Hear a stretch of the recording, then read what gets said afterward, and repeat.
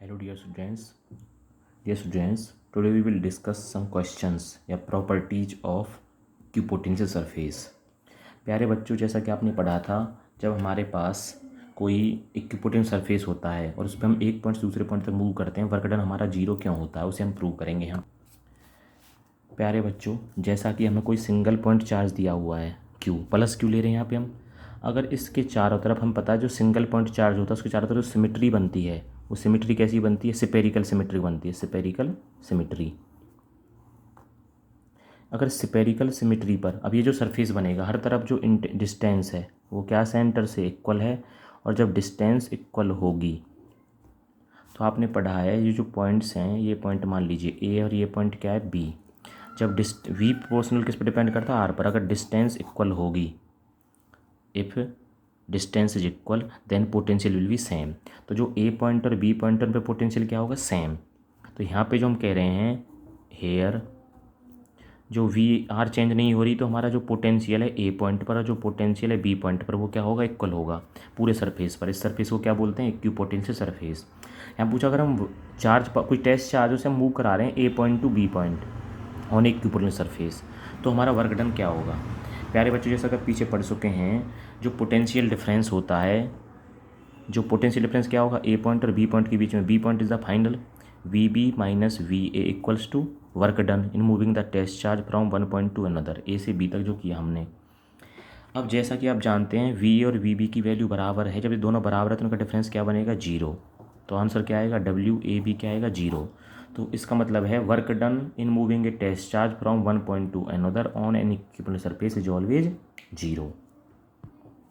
प्यारे बच्चों, जो आपको नेक्स्ट क्वेश्चन जो है इसमें ये पूछा है जो इक्विपोटेंशियल सरफेस होता है, इस सरफेस के लिए जो इलेक्ट्रिक फील्ड लाइंस होती हैं हमारी जो निकल के जाती हैं आउटवर्ड, हम पीछे पढ़ चुके हैं।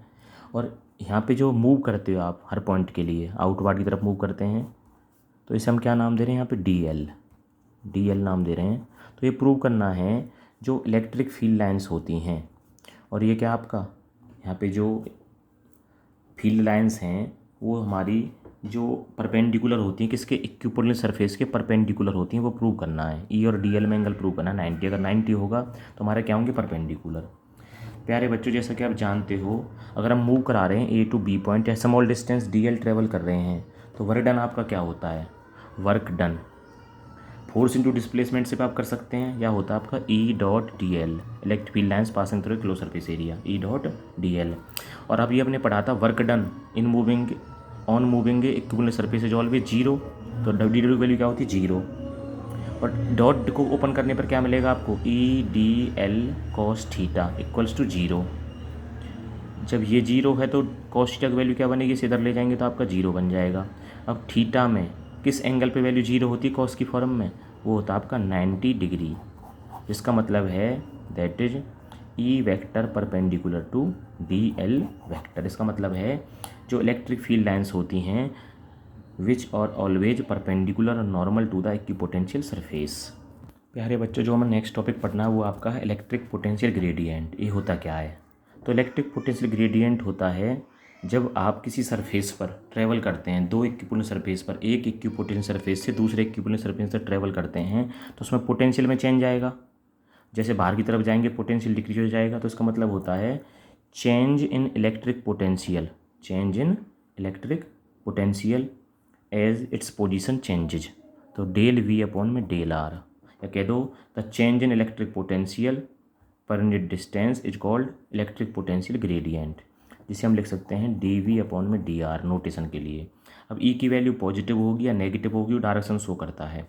इसकी यूनिट क्या बनेगी? वोल्ट पर मीटर। अब इसका ये एक्सप्रेशन हमें प्रूव करना है, जिसे हम बोलते हैं relation between electric field intensity and potential के जो रिलेशन है। तो हमने माना बच्चों यहाँ पे कुछ चार्ज हमें दिया हुआ है क्यू, वो ओ पॉइंट पर प्लेस है, तो उसके चारों तरफ फील्ड सेटअप होगा।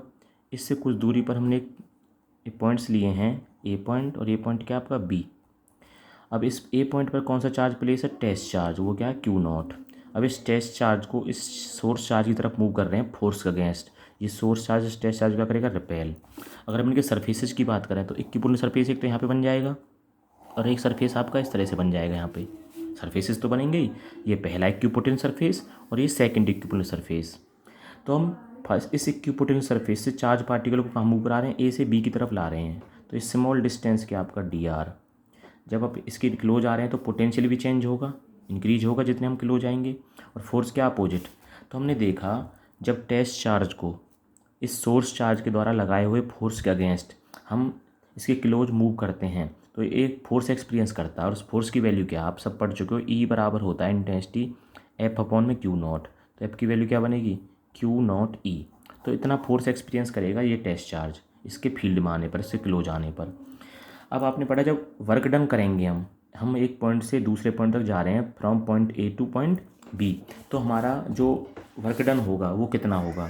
जैसा कि आप जानते हैं work done in moving a test charge from one point to another is, work done की वैल्यू क्या होती है, force into displacement F dot D are.